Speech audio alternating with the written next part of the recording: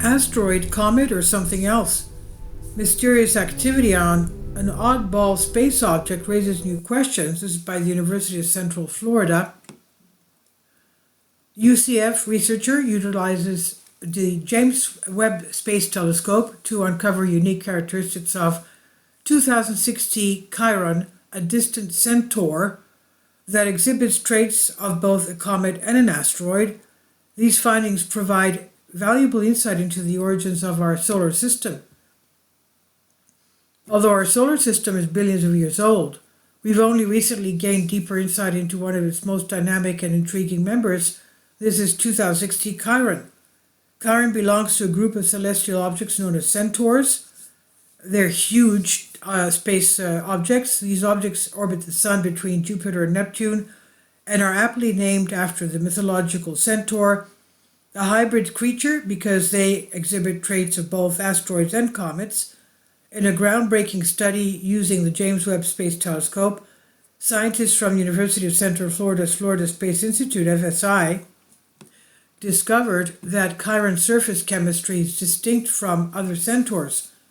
For the first time, they identified carbon dioxide and carbon monoxide ices on the surface, along with carbon dioxide and methane gases in its coma, the diffuse cloud of dust and gas surrounding the object. The researchers' results were recently published in the journal Astronomy and Astrophysics. UCF Associate Scientist Naomi Pinala Alonso, who now works at the University of Oviedo in Spain, and Assistant Scientist Charles Chambeau led the research. The new findings built upon prior discoveries from Pinila Alonso and colleagues that detected carbon monoxide and carbon dioxide ice on trans-Neptunian objects TNOs for the first time earlier this year.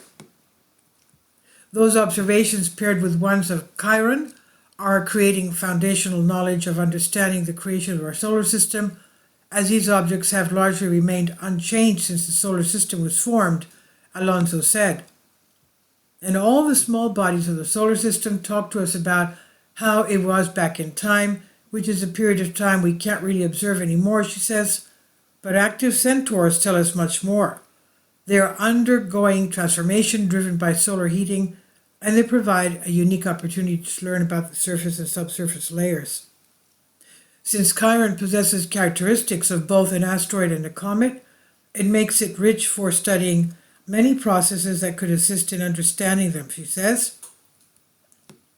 What's unique about Chiron is that we can observe both the surface, where most of the ices can be found, and the coma, where we see gases that are originating from the surface or just below it. The TNOs don't have this kind of activity because they're too far and too cold. Asteroids don't have this kind of activity because they don't have ice on them. Comets, on the other hand, show activity like centaurs, but they are typically observed closer to the Sun, and their comas are so thick that they complicate the interpretation of observations of the ices on the surface. Discovering which gases are part of the coma and their different relationships with the ices on the surface help us learn the physical and chemical properties, such as the thickness and porosity of the ice layer, its composition, and how radiation is affecting it.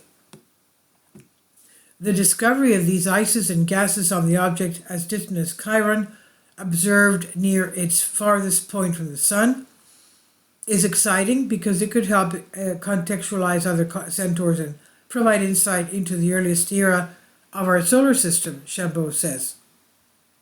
And these results are like nothing we've seen before.